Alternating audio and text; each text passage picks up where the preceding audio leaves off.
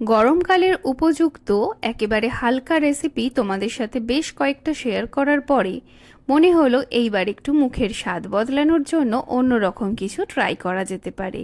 তাই শেয়ার করছি রুটি দিয়ে খাওয়ার জন্য এই রকম একটা জিভে জল আনা রেসিপি, যার জন্য প্রথমেই গরম জলের মধ্যে দিয়ে দিচ্ছি মাটনের লিভার। 3 থেকে 4 মিনিট এগুলো ভালো করে গরম জলের মধ্যে ফুটিয়ে নেব, তাহলে কিন্তু লিভারটা পুরোপুরি পরিষ্কার হয়ে যাবে। এটাকে তোমরা কিন্তু কাঁচা অবস্থায় কখনোই রান্না করবে না, সব সময় চেষ্টা করবে গরম জলের মধ্যে একটু ভালো করে ভাপিয়ে নিতে। এইবার এটা জল ঝরিয়ে রেখে দিচ্ছি।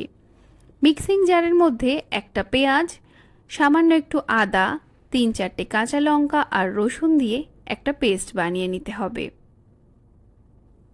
দিয়ে দিলাম ফ্রাইং প্যানের মধ্যে সরষের তেল। তেল একটু গরম হলেই আমি এর মধ্যে ফোড়নে দিয়ে দেব কারি পাতা আর গোটা জিরে। কারি পাতা আর গোটা জিরে দিয়ে এইভাবে রান্না করলে এর ফ্লেভারটা কিন্তু দারুণ হয়। তো তোমরা কিন্তু অবশ্যই রান্নাটা পুরোটা দেখে একবার ট্রাই করো, আশা করছি এটা তোমাদের ভালো লাগবে। দিয়ে দিলাম মিডিয়াম সাইজের একটা পেঁয়াজ কুচি আর 3 থেকে 4টে ছোট টমেটো। যদি তোমরা বড় টমেটো দাও সেক্ষেত্রে একটা দিলেই হয়ে যাবে।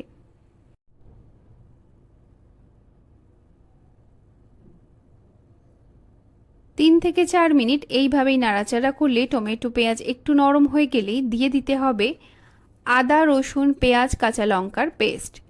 এইবার গ্যাসের ফ্লেমটা একটু একটু করে বাড়িয়ে 4 থেকে 5 মিনিট ভালো করে সমস্ত কিছু কষিয়ে নিতে হবে।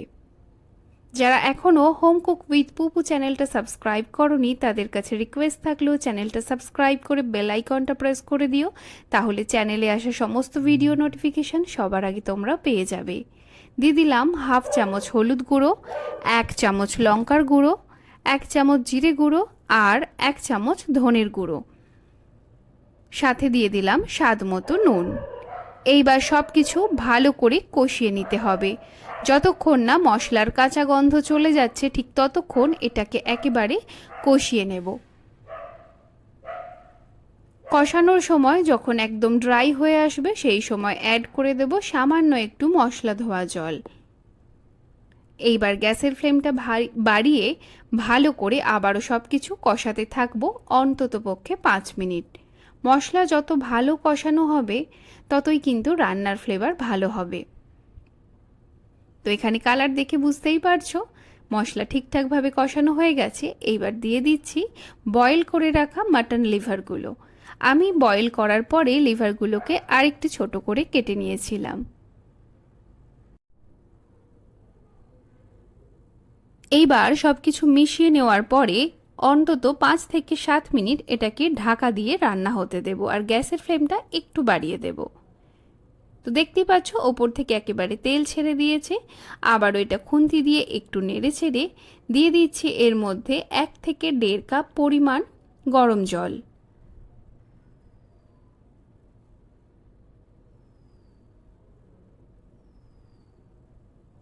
এইবার গ্যাসের ফ্লেমটা পুরোপুরি বাড়িয়ে দিয়ে 4 মিনিট মতো ভালো করে ফুটিয়ে নেওয়ার পরে ওপর থেকে ছড়িয়ে দেব কুচিয়ে রাখা ধনেপাতা।